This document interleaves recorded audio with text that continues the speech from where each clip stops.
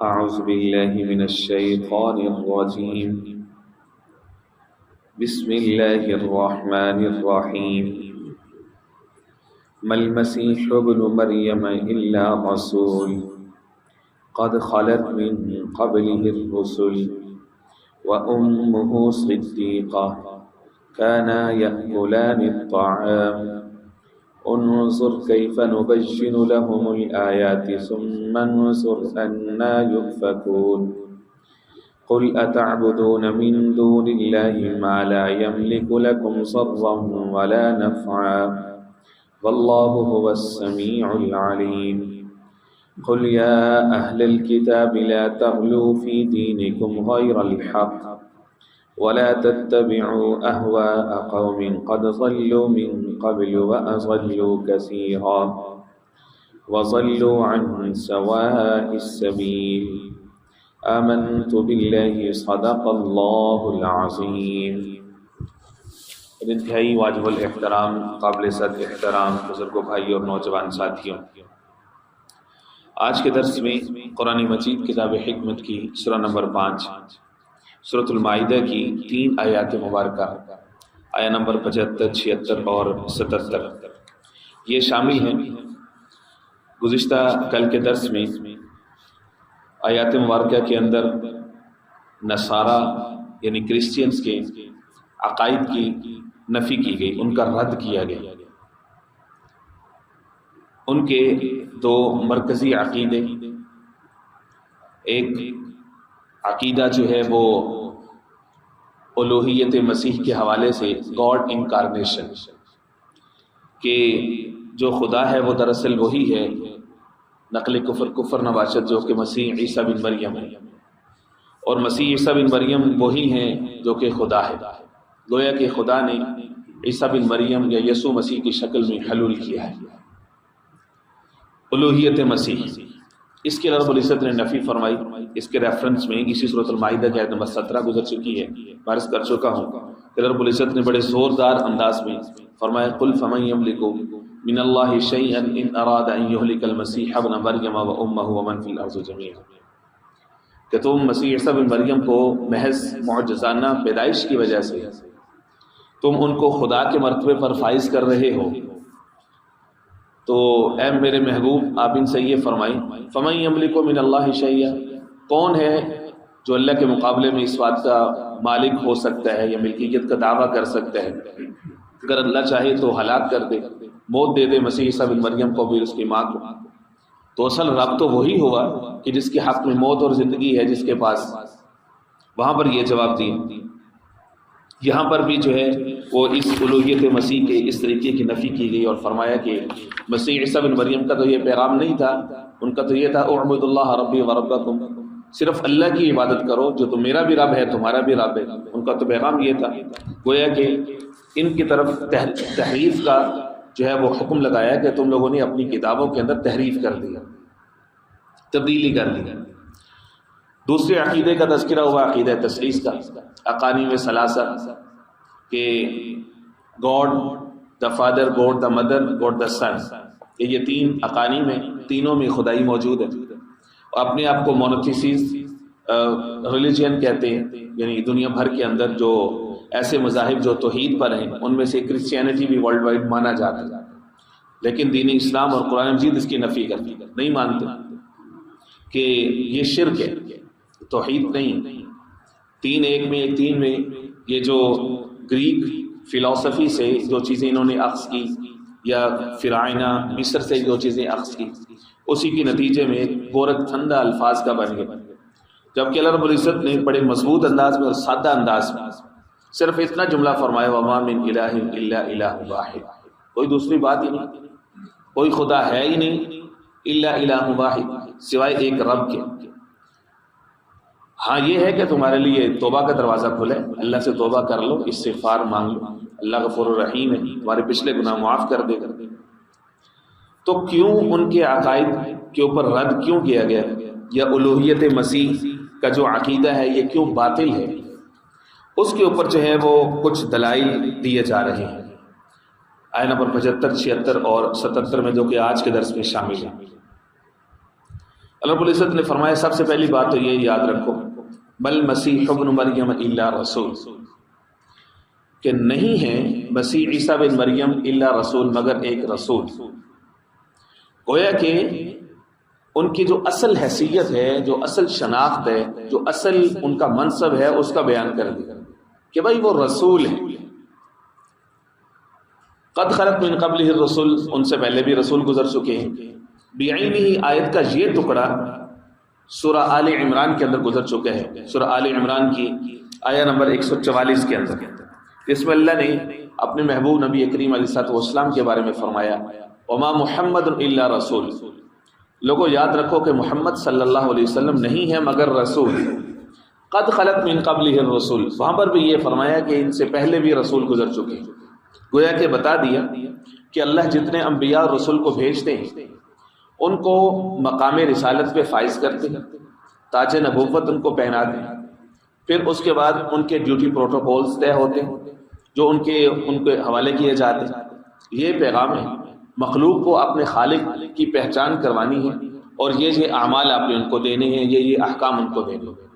جتنے بھی اللہ کے رسول آتے ہیں وہ ایک وقت مقررہ کے لیے آتے ہیں، اس کے بعد واپس اللہ کے پاس پہنچ جاتے ہیں۔ حضور پاک علیہ الصلوۃ والسلام کی ذات عالیہ کا جب وصال ہوا تو اس وقت بھی یہی صورتحال تھی، کئی سارے لوگوں کو یہ یقین نہیں ہو رہا تھا، محض جذباتیت کی وجہ سے بھی اور محبت کی غائب کی وجہ سے بھی یہ تھا۔ سیدنا عمر فاروق رضی اللہ تعالیٰ جیسا جری شخص ہاتھ میں تلوار پکڑ لی ہے کہ اگر کسی نے یہ کہہ دیا کہ محمد رسول اللہ پر موت طاری ہو گئی ہے، ان کا انتقال ہو گیا ہے، تو میری تلوار اس کا فیصلہ کرے، اس حد تک جو ہے وہ اعلان کر دیا۔ لیکن قربان جائیے سیدنا ابوبکر صدیق رضی اللہ تعالیٰ عنہ کہ ان کا ایمان جو ہے وہ اللہ رب العزت کے ہاں بہت زیادہ وزنی تھا، انہوں نے امت کے ایمان کو سنبھالا، اور اس وقت یہ آیت سورہ آل عمران کی 144 تلاوت فرمائی، خطبہ دی، فرمایا لوگوں وما محمد الا رسول، ہمارے رب نے خود کہہ دیا کہ محمد صلی اللہ علیہ وسلم نہیں ہے مگر رسول۔ بنیادی شناخت کے اندر، بنیادی پہچان کے اندر سارے انبیاء رسول برابر ہیں، سب کی عزت برابر ہے۔ سورہ بقرہ کے آخر میں ایمانیات کا جو باب ہے وہاں پہ فرمایا لا نفرق بین احد من الرسل، ہم اس کے رسولوں کے درمیان فرق نہیں کرتے، سب کو اللہ رب العزت نے چنا، سب کو منتخب کیا، سب سے کام لیا، اپنے اپنے وقت مقررہ کے لیے سب آتے رہے جاتے رہے۔ سیدنا ابوبکر صدیق رضی اللہ عنہ نے جب اس بات کی تلاوت فرمائی وما محمد الا رسول قد خلت من قبل الرسول، پہلے بھی رسول گزر چکے ہیں، افإن مات او قتل، اگر وہ ان کا وصال ہو جائے یا وہ قتل کر دیے جائیں تو کیا تم اپنی ایڑیوں پہ واپس لوٹ جاؤ گے تو محمد صلی اللہ علیہ وسلم ہم میں نہیں رہے؟ کیا تم ایسا کرو گے؟ صحابہ فرماتے ہیں کہ آیت تو پہلے سے نازل ہوئی تھی حضور پاک علیہ الصلوۃ والسلام پر، لیکن جب سیدنا ابوبکر صدیق رضی اللہ تعالیٰ عنہ اس موقع پر یہ آیا پڑھ کے خطبہ دے رہے تھے تو ہمیں یہ لگ رہا تھا شاید یہ آیت نازل ہی آج ہوئی ہے، یعنی اس کا مفہوم بعین ہی پورا ہوتا ہمیں جو ہے وہ نظر آ رہا تھا کہ شریعت اللہ کی، قرآن اللہ کا، دین اللہ کا، اور اللہ جو ہے وہ حی اور قیوم ہے، وہ ہمیشہ ہے، ہمیشہ رہے گا، ازل ابد، سارا کچھ، وہ زمانوں مکانوں سے بھی ماورا ہے، اس کی ذات وراء الورا ہے، اول بھی وہ ہے، آخر بھی وہ ہے، ظاہر بھی وہ ہے، باطن بھی وہ ہے۔ تو فرمایا کہ کسی رسول کو اس حد تک اس کی شان کے اندر غلوف کرنا یا ان کی عقیدت تمہارے عقیدے کے اوپر غالب آ جائے کہ تم اس کو خدا بنا لو، یہ درست نہیں۔ مسیح عیسیٰ بن مریم الا رسول، صرف رسول تھے، محض معجزانہ ان کی پیدائش کی وجہ سے تم کہہ دو کہ جی وہ تو خدا بن گئے ہیں یا خدا ان کے اندر حلول کر گیا ہے۔ سورہ آل عمران میں اس بات کا بھی جواب بھی دیا کہ جناب آدم علیہ السلام کی تو ماں بھی نہیں تھی، اگر جناب عیسیٰ بغیر باپ کے پیدا ہونے کی وجہ سے خدا بن گئے تو پہلے جناب آدم کو خدا مانو، کیونکہ ان کی نہ ماں تھی نہ باپ تھا، تو معجزانہ پیدائش کی وجہ سے خدا نہیں بن سکتے۔ فرمایا کہ قد خلت من قبلہ الرسل، ان سے پہلے بھی رسول گزر چکے۔ رسول کی جو اصطلاح ہے یہ استعمال کر کے اللہ رب العزت نے واضح طور پر یہ فرما دیا کہ اللہ ہے، رسول ہے، ایک ہی ذات اللہ اور ایک ہی ذات رسول نہیں ہو سکتے۔ اللہ نے رسول کو بھیجا ہے، جس کو بھیجا جاتا ہے وہ الگ ہوتا ہے، اس کا کام ہوتا ہے کہ جس نے بھیجا ہے اس کی طرف سے ہدایت پر عمل کرے، بس یہ ہے رسول کا بنیادی مقام و مرتبہ، یہ ہے اس کی پہچان۔ تو وَأُمُّهُ صِدِّيقَةٌ، دوسری دلیل آ رہی ہے کہ مسیح عیسیٰ بن مریم کی جو والدہ ہیں جنہوں نے ان کو جنم دیا، ان کی شناخت کیا تھی؟ امہ صدیقہ، وہ صدیقہ تھی، سچی تھی۔ کہ ایک جو فانی عورت ہے کہ جس نے اس دنیا سے چلے جانا ہے، اس سے خدا کیسے جنم لے گا کہ جس نے ہمیشہ رہنا ہے؟ تو یہ عقل میں آنے والی بات ہی نہیں۔ فرمایا مقام و مرتبہ بہت زیادہ تھا سیدہ مریم سلام اللہ علیہا کا۔ اللہ رب العزت نے تعریف سے اس بات کا آغاز کیا، صدیقہ، تو ان کا ٹائٹل ہے صدیقہ۔ صدیقہ جو ہے یہ صدق یا صداقت سے ہے، اور صداقت کہتے ہیں غایت فرما برداری کو، غایت اطاعت کو، کہ جو مرد یا جو عورت اپنے آپ کو فنا کر لے اللہ کی اطاعت کے اندر، وہ مقام صدیقیت پر پہنچتا ہے۔ سیدنا ابوبکر صدیق رضی اللہ عنہ کو جو لقب ہے صدیق، وہ بھی اسی وجہ سے کہ اللہ رب العزت کی طرف سے جو بھی حکم آتا رہا حضور پاک علیہ السلام کے ذریعے ان تک پہنچتا رہا، بلا چون و چرا اس کو مانتے رہے اور تصدیق کرتے رہے۔ غایت اطاعت پہ جب وہ پہنچے تو ان کو مقام صدیقیت دی۔ اللہ رب العزت نے سورہ نساء میں پارہ نمبر 5 کے اندر انسانوں کے جو 4 مراتب بیان فرمائے ہیں، انعام یافتہ انسانوں، انعام یافتہ لوگ، اس میں اللہ رب العزت نے فرمایا اولئک الذین انعم اللہ علیہم من النبیین والصدیقین والشہداء والصالحین۔ 4 کیٹیگریز ہیں جن کے اوپر اللہ کا انعام ہوا۔ سب سے ٹاپ پہ ہیں انبیاء اور رسول، اس کے بعد دوسرے نمبر پر ہیں صدیقین، تیسرے نمبر پر ہیں شہداء، چوتھے پہ ہیں صالحین۔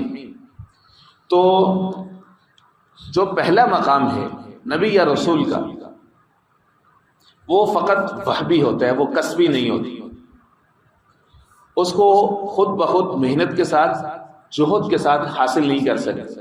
کوئی شخص یہ کہے کہ جی میں تہجد اتنی زیادہ پڑھوں گا، میں دعائیں اتنی زیادہ مانگوں گا، میں مجاہدہ اتنا زیادہ کروں گا کہ میں نبی یا رسول بن جاؤں گا، معاذ اللہ، تو نہیں ہو سکتا۔ اس کی تو دعا مانگنا بھی حرام ہے، دعا بھی نہیں مانگ سکتا، تو اس تک کوئی نہیں پہنچ سکتا انٹل اللہ کے اللہ رب العزت کا انتخاب کسی پر ٹھہرے۔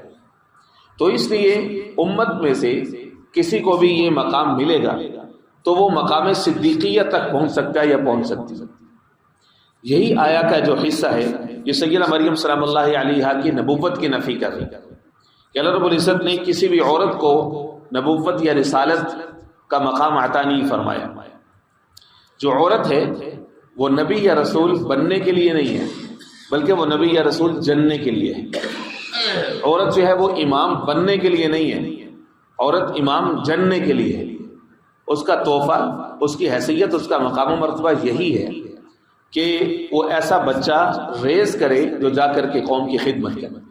اس کا مقام و مرتبہ یہی ہے، اسی لیے رب العزت نے جنت کھینچ کے اس کے قدموں میں رکھی ہے، تو اس کا مقام و مرتبہ کئی سارے اولیاء سے بلند ہو جاتے۔ تو سیدہ مریم سلام اللہ علیہا کے بارے میں چونکہ عیسائی اسی زعم کے اندر، اسی غلط فہمی میں مبتلا ہو گئے کہ انہوں نے پیدا کیا ہے، جب بیٹے کو ہم یہ حیثیت دے رہے ہیں تو ماں کو کیوں پیچھے رکھیں، لہٰذا ماں کو بھی ہم خدا سے کم تو نہیں رکھیں گے۔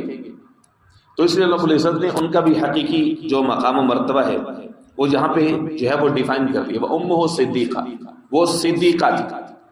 قرآن مجید میں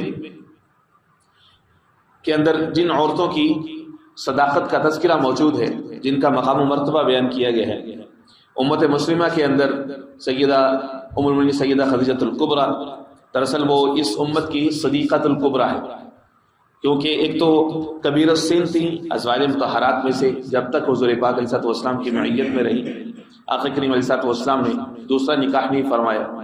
حضور پاک علیہ السلام سے عمر کے اندر بھی بڑی تھی، آقا کریم علیہ السلام کے ساتھ وفاداری کا بھی ایک اعلیٰ درجہ تھا، ایک اعلیٰ شرف تھا جو ان کو حاصل ہوا۔ حضور پاک علیہ السلام کی ان سے محبت لاجواب تھی۔ دنیا سے جانے کے باوجود، کئی ساری ازواج مطہرات کے حرم پاک میں آنے کے باوجود، حضور پاک علیہ السلام کبھی ان کو بھولے نہیں۔ جب بھی ان کا کسی بھی حوالے سے تذکرہ آتا تھا حضور پاک علیہ السلام کی آنکھوں مبارک کے اندر آنسو آ جایا کرتے تھے، تر ہو جایا کرتے تھے، ان کی وہ محبتیں، ان کی وہ وفا حضور پاک علیہ السلام کو ہمیشہ یاد رہتی تھی۔ سیدہ عائشہ رضی اللہ تعالیٰ عنہ کئی دفعہ انہوں نے اظہار بھی کیا، یا رسول اللہ ہم جو ہیں آپ کے لیے اب کیوں صدیقہ الکبریٰ خدیجہ الکبریٰ کو یاد کر کے اتنا روتے ہیں؟ حضور پاک علیہ السلام نے اس بات کا بھی برا منایا کہ اس حوالے سے مجھے پریشان نہ کیا کرو، میری جو ان کے ساتھ محبت ہے، جو ان کے ساتھ میری یاد وابستہ ہے، اس کی جگہ کوئی نہیں لے سکے۔ جب بھی کچھ پکاتے تھے، کھانا وغیرہ، کوئی گوشت پکتا تھا، حضور پاک علیہ السلام سیدہ خدیجہ الکبریٰ رضی اللہ تعالیٰ عنہ کی سہیلیوں کی طرف، ان کی دوستوں کی طرف کھانا بھیجا کرتے تھے۔ یہ بھی اپنی بیوی کے ساتھ وفاداری اور محبت کا جو ہے وہ اظہار ہوتا ہے۔ ایک دفعہ حالہ بنت ہند جو کہ ان کی بہن تھی خدیجہ الکبریٰ رضی اللہ تعالیٰ عنہ کی، وہ آئیں اور پردے میں حضور پاک صلی اللہ علیہ وسلم کی بیوی سیدہ عائشہ رضی اللہ تعالیٰ عنہ سے کچھ باتیں کر رہی تھیں۔ حضور پاک علیہ الصلوۃ والسلام جو ہے وہ رونے لگے۔ انہوں نے پوچھا کہ آپ کے رونے کی کیا وجہ ہے؟ فرمایا کہ وہ حالہ آئی تھی، وہ آپ سے باتیں کر رہی تھی نا، تو اس کی آواز خدیجہ کے مشابہ تھی، تو آواز سن کے مجھے خدیجہ کی یاد آنے لگی، اس لیے میری آنکھوں میں آنسو آ گئے۔ تو وہ صدیقہ تھی۔ سیدہ عائشہ طیبہ طاہرہ حمیرہ رضی اللہ تعالیٰ عنہ اپنے والد سیدنا ابوبکر صدیق رضی اللہ تعالیٰ عنہ کی نسبت سے وہ بھی صدیقہ ہے۔ اسی طرح سے حضور پاک علیہ السلام کی بیٹی، لاڈلی بیٹی، حضور پاک علیہ السلام کی لخت جگر سیدہ فاطمہ الزہرا رضی اللہ تعالیٰ عنہ، وہ بھی مقام صدیقیت کے اوپر فائز ہے۔ تو عورت جو ہے وہ مقام صدیقیت تک پہنچ سکتی ہے، مقام نبوت تک نہیں، کیونکہ اللہ کا قرآن مجید میں یہ اعلان ہے وَمَا أَرْسَلْنَا مِن قَبْلِكَ إِلَّا رِجَالًا نُوحِي، ہم نے جس کو بھی مقام رسالت عطا کیا ہے رجال تھے، رجال رجل کی جمع ہے، یعنی کہ مرد تھے وہ سارے۔ کانا یأکلان الطعام، اب جو ہے وہ ایک تیسری دلیل دی جا رہی ہے الوہیت مسیح کی تردید کے اوپر، کہ مسیح کیوں خدا نہیں ہے۔ کانا یأکلان الطعام، وہ اور ان کی ماں یعنی سیدہ مریم سلام اللہ علیہ دونوں کھانا کھاتے تھے۔ اکل طعام کا تذکرہ کیوں کیا جا رہا ہے؟ اس کی وجہ یہ ہے کہ اکل طعام یعنی کھانا کھانا یہ خاص بشری تقاضا ہے، یہ ہیومن اس کا حصہ ہے، کریکٹرسٹک ہے۔ جب صرف کھانے کا تذکرہ کیا ہے تو صرف کھانا نہیں ہے، کھانے کے بعد اس کے اگلے مراحل ہیں، جسم کا پھلنا پھولنا ہے، جسم کی آگے پھر قضاء حاجت کا تقاضا ہے، پھر کھانے کے اثرات ہوتے ہیں، اس میں بیماری ہے، صحت ہے، علاج معالجہ ہے، وہ سارے تقاضے ہیں۔ جب کھانے کا تذکرہ ہوگا تو اس کے اوپر جو ہے وہ موسمی اثرات ہیں، اس کی وجہ سے جسم کے اندر جو تغیر تبدل ہوتا ہے وہ سارا ہے۔ تو گویا کہ واضح طور پر فرما دیا کہ وہ بشر ہوتے ہیں جتنے انبیاء رسول ہوتے ہیں، ان کی جو مائیں ہوتی ہیں وہ بھی بشر ہوتی ہیں، بشری تقاضے سے وہ جو ہے وہ بالا تر نہیں ہو سکتے۔ ہاں بشروں میں سے اللہ رب العزت ان کو اٹھاتے ہیں اور ان کو ایک خاص جو ہے وہ مقام و مرتبہ عطا کر دیتے۔ بشر حضور پاک علیہ السلام کو قرآن مجید میں کئی ساری جگہوں پہ کہا گیا ہے، لیکن وہ خیر البشر ہے، ان کا مقام الگ ہے۔ اسی لیے فرمایا جو سورۃ توبہ کی جو آخری آیت ہے جس میں رب العزت نے فرمایا لقد جاءکم رسول من انفسکم، آئے ہیں رسول تم میں سے، انفسکم یہ نفس کی جمع ہے انفس۔ عبداللہ بن عباس رضی اللہ تعالیٰ عنہ سے دوسری روایت بھی ہے من انفسکم، انفس جو ہے یہ نفیس سے ہے، یعنی تم میں سے تو ہیں لیکن تم میں سے سب سے زیادہ نفیس ہے، گویا کہ تم میں سے ہیں لیکن تم جیسے نہیں۔ تو اللہ ان کو ایسے معجزات عطا فرماتے ہیں، ایسی صفات عطا فرماتے ہیں کہ وہ امتی سے ممتاز ہوتے ہیں، لیکن جو بشری تقاضے وہ وہیں پر رہتے ہیں۔ فرمایا کانا یأکلان الطعام، وہ دونوں تو کھانا کھایا کرتے تھے۔ یہ تین دلائل دینے کے بعد اللہ نے فرمایا انظر، آپ دیکھیں کیف نبین لہم الآیات، کیسے ہم ان کے سامنے کھول کھول کے نشانیاں بیان کرتے ہیں، واضح کرتے ہیں، ہر ایک کا مقام و مرتبہ بتاتے ہیں۔ ثم انظر، پھر آپ دیکھیں انا یؤفکون، کہاں یہ الٹائے جاتے ہیں، یعنی یونانیوں کی اور فلسفیوں کی باتوں میں آ کر کے، عقلی باتوں میں آ کر کے، علم و کلام کی گورکھ دھندے میں آ کر کے یہ کس طرح سے اپنے عقائد کو یہ لوگ تباہ کر کے بیٹھے، سیدھی سیدھی باتوں پر نہیں چلتے کہ اللہ اللہ ہے، اللہ کا رسول ہے، اللہ کی طرف سے عطا کردہ ان کا مقام و مرتبہ ہے۔ کل، آپ ان سے فرمائیں اتعبدون من دون اللہ، کیا تم عبادت کرتے ہو اللہ کے علاوہ ما لا یملک لکم ضرا ولا نفعا، ایسی چیزوں کی جو نہ مالک ہیں تمہارے لیے کسی نفع کا اور نہ ہی نقصان۔ یہ گویا کہ ان کے عقیدے کے رد میں چوتھی دلیل دے دی کہ مسیح کیوں نبی نہیں، کیوں خدا نہیں۔ سیدہ مریم کیوں خدا نہیں؟ چوتھی دلیل فرمایا کہ وہ اپنے کسی نفع نقصان کے مالک نہیں ہے. جو اپنے کسی نفع نقصان کا مالک نہ ہو، نہ کسی دوسرے کو نفع نقصان دے سکتا ہو، تو وہ خدا کیسے؟ خدا تو وہ ہے جو قادر مطلق ہے، جو قدیر ہے، جو غنی ہے، جو مغنی ہے، جو ذوالجلال والاکرام ہے، جو جب چاہے کن فیکن کی صفت کا مالک ہے. وہ جب چاہے وہی کچھ ہوتا ہے. کسی کو چاہے کچھ دے دے، کسی کو چاہے کچھ چھین لے، کسی کو رہائی دے دے، کسی کو کسی تکلیف میں پھنسا دے، جب چاہے جو مرضی چاہے وہ کر دے. فرمایا کہ یہ تو سیدہ مریم سلام اللہ علیہا جتنی سخت تکالیف سے گزری ہیں، یہود نے جو تہمت کا پہاڑ ان کے اوپر باندھا تھا ان بدبختوں نے، تو وہ تو اپنا دفاع کرنے کے قابل نہیں تھے. تم ان کو خدا کہتے ہو. ان کا دفاع تو خدا نہیں کیا. سیدنا عیسیٰ علیہ السلام کی پوری جو زندگی گزری ہے، جن سخت تکالیف میں گزری، یہود نے کتنا ٹف ٹائم دیا. ولد الزنا نقل کفر، کفر نواچک، یہاں تک یہ کہہ دیا. بالآخر اپنی طرف سے سولی کا پورا پلان کیا. تو اتنی سخت تکالیف میں ان کی زندگی گزری ہے، وہ اپنے نفع نقصان کے مالک بھی نہیں تھے، اور اب جو ہے تم ان کو کہہ رہے ہو کہ وہ خدا بن گئے ہیں. واللہ کھول کھول کے دلائل دی. فرمایا واللہ السمیع العلیم، اور اللہ جو ہے وہ سننے والے جاننے والے، اللہ جانتے ہیں. قل یا اہل الکتاب لا تغلوا فی دینکم. اب جو ہے وہ سب سے بڑی وجہ بیان کی جا رہی ہے. کیا چیز ہے جو انسان کو مجبور کرتی ہے کہ وہ کسی کے مقام و مرتبہ سے ہٹا کے اس کو الگ مقام و مرتبہ دے دے؟ کیا چیز ہے؟ فرمایا قل، آپ ان سے فرمائیں یا اہل الکتاب، اے اہل کتاب. یہاں پہ جو اہل کتاب کا لفظ ہے عام طور پر تو یہود و نصارہ دونوں کے لیے بولا جاتا ہے، لیکن اس مقام پر خاص طور پر امام بیضاوی رحمہ اللہ فرماتے ہیں اہل کتاب سے مراد ہے النصارى، کرسچینز، چونکہ ان کے عقیدے کا رد ہو رہا ہے.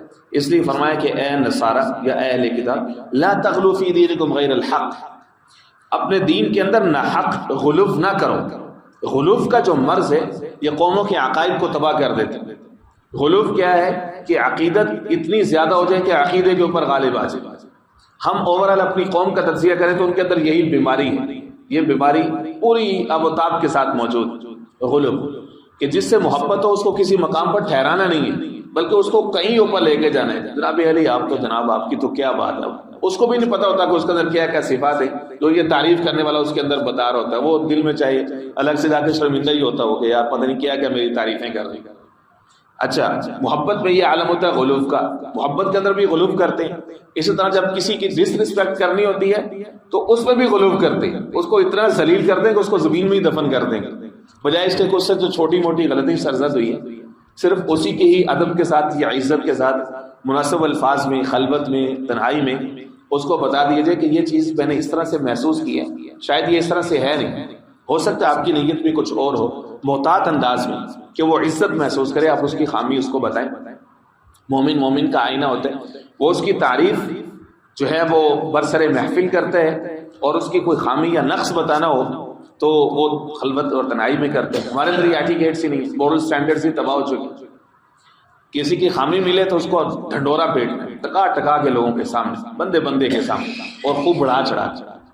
اور کسی کی خوبی ہو، وہ کوئی اچھا کام کرے تو اس کو انکریج کرنے کی بجائے زیادہ سے زیادہ چپ ہو جانا ہے بس. جب کوئی بندہ چپ ہو جائے نا تو سمجھو کہ اس کی بولتی بند ہو گئی ہے، اب یہ اس کی تعریف نہیں کر سکتا. یہ ہماری نیشن کی ایک اور بیماری ہے. کوئی بندہ اچھا کام کرے تو اس کی حوصلہ افزائی کرنی چاہیے، ماشاءاللہ آپ اچھا کام کریں، اللہ قبول فرمائے، اللہ مزید ہمت دے.